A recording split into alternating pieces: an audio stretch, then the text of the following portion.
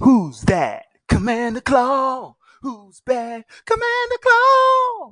Did you know there are only 39 commanders as of right now that have the type bird? Yes, there are only 39 of them. And that makes me believe that is bird tribal is actually a thing. So there are more than in the colors just white and blue. With our new commander, we have bant colors, which is green, white, and blue. So if you're interested in Choco Seeker of Paradise, get ready for some old favorites from the bulk box that I got to rediscover. Let's go. Welcome back to another episode of Breaking Brews. I'm your host, Commander Claw. I'm bringing you 5 cards that work well with Choco Seeker of Paradise. And the reason why I am like scratching my face like this, it's not even scratching, my hands on my face, is because this commander is absurd and it's super unique because it is a bird. I never played with a bird. Actually, I lied. Falco, Spara Weaver. That's one of my favorite commanders. But bird tribal is actually a thing, y'all. Bird tribal is actually a thing, and it's back and even better. So while you're watching this video, just know I didn't add the Final Fantasy bird cards or bird synergy cards yet. So this series of Breaking Brews for Choco is part one. Part one. I'm gonna deep dive in this commander. I think it's super cool. But otherwise, this is a Birds Matter and Landfall commander. Let me tell you what this commander does for Bant. One in Bant colors. 3/5 body. Legendary creature bird. Whenever one or more birds you control attack, look at that many cards from the top of your library. You may put one of them into your hand, then put any number of land cards from among them onto the battlefield tapped and the rest into your graveyard. Landfall. Whenever a land you control enters, Choco gets +1/+0 until end of turn. First of all, for the lands entering the battlefield, there is one card you must have for this deck. It is the Amulet of Vigor, where it says permanents enter the battlefield untapped, if they would come in tapped. Otherwise, there's really no other card that does this besides the Commander Turtle that does that. Otherwise, you're going to need a Seaborn Muse and other cards that do the same thing that untaps everything at an end step or combat, something like that. But this commander is so awesome because it's saying, hey, play with a unique creature type, which is birds. And in this EDH Breaking Brews episode, I got some fun commanders and cards for you that finally get some usage. I've been looking at them. I finally got to add them and share them with you. Okay, so what's nasty about this card is you can attack with any amount of birds, right? And you get to look at that many cards from the top of your library. If you attack with 10 birds, you look at the top 10 cards. And if you have 9 lands coming up, you're dropping 9 lands on the battlefield. And guess what? Those are landfall triggers. That is crazy. What's even crazier is that all those lands that enter, Choco gets +1/+0. So you could swing with lethal if he's attached with keywords like if he's attached with auras or enchantments or have keywords added to him like double strike, trample, first strike, what am I missing, infect. This gets gross. Choco, this bird is nothing to play with. This is nothing to play with. So man let's get into some cards. Let's go.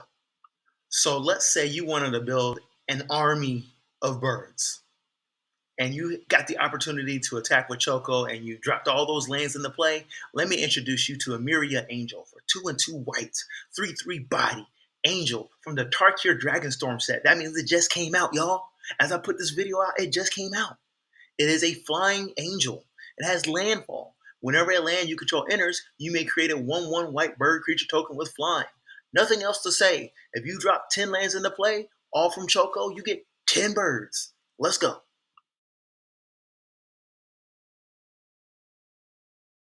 So for you unique deck builders out there that love those cards that say a deck can have any number of cards named blah blah blah, well, let me introduce you to Tempest Hawk for 2 and a white, 2/2 body.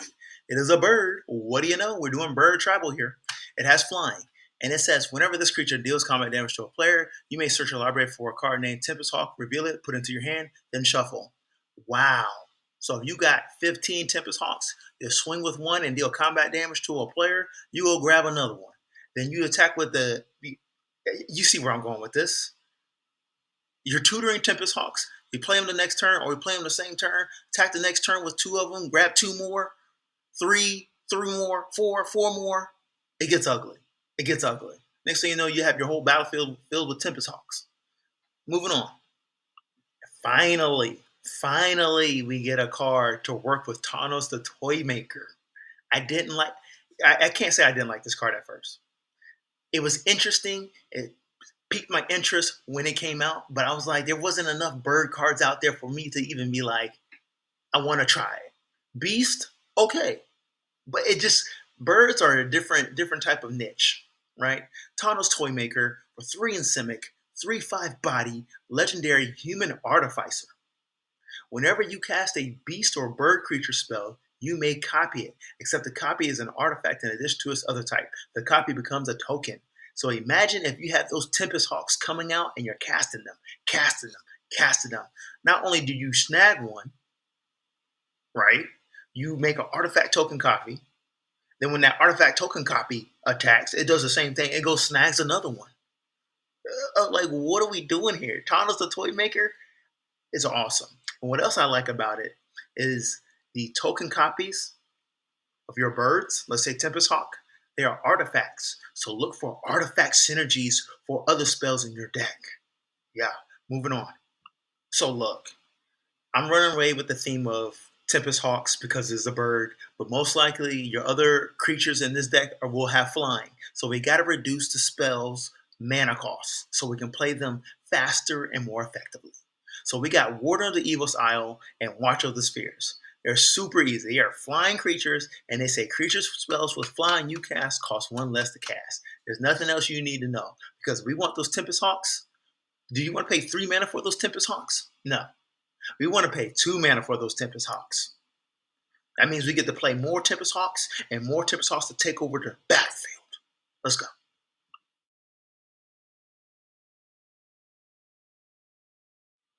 Falco, Spara, Pactweaver, one of my favorite commanders.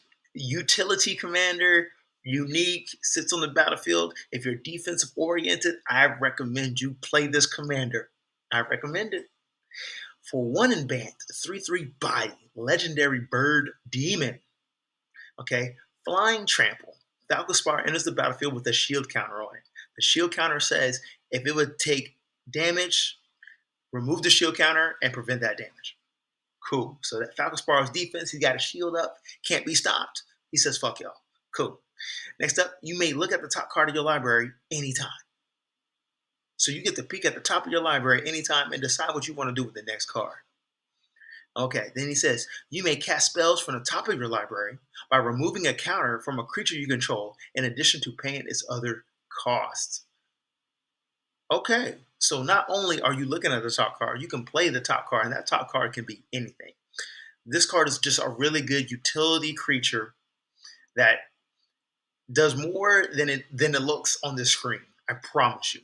If you play test it, and when you throw it on the battlefield, you're looking at your top card. He's staying alive. Okay, that's the biggest thing. He's staying on the battlefield. Then you put counters on creatures all the time.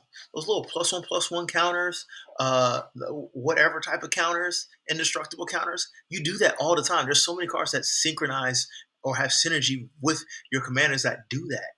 And you want to put +1/+1 counters on Choco anyway to buff his ability. Buff his power. So what are we talking about here?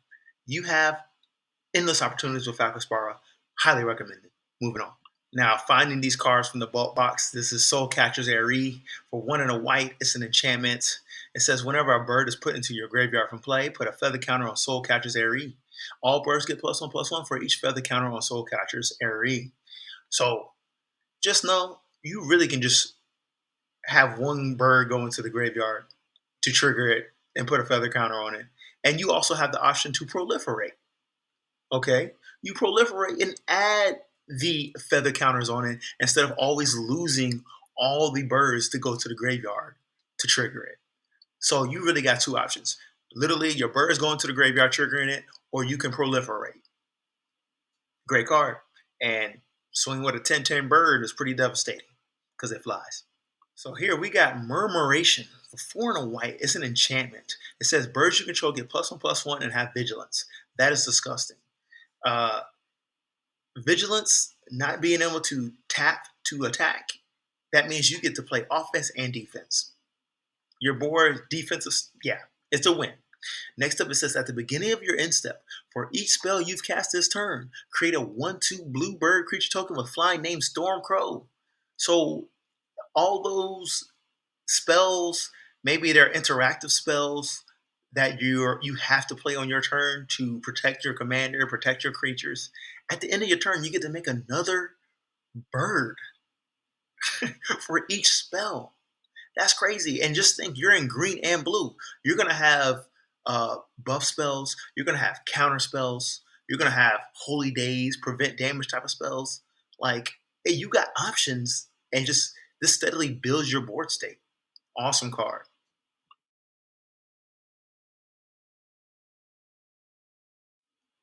Finally, I get to use this card. Finally, Celestial Gatekeeper, 2/2 body for 3 and 2 white. It is a bird cleric. Flying. When Celestial Gatekeeper is put into a graveyard from play, remove it from the game. Then return up to 2 bird or cleric cards from your graveyard to play.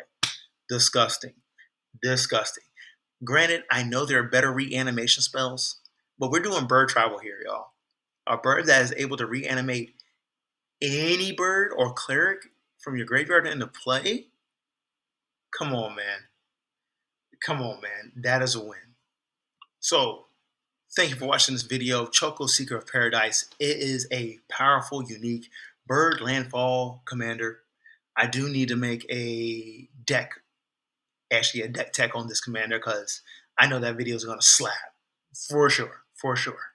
But let me in the put in the comments below if you want me to make that deck tech and make a video of it. Otherwise, share what cards you suggest for this commander. Obviously, I missed a lot, and this is just part one of this Breaking Brews series for Choco, because he's going to put a lot of players in a chokehold. Thank you for watching. Peace.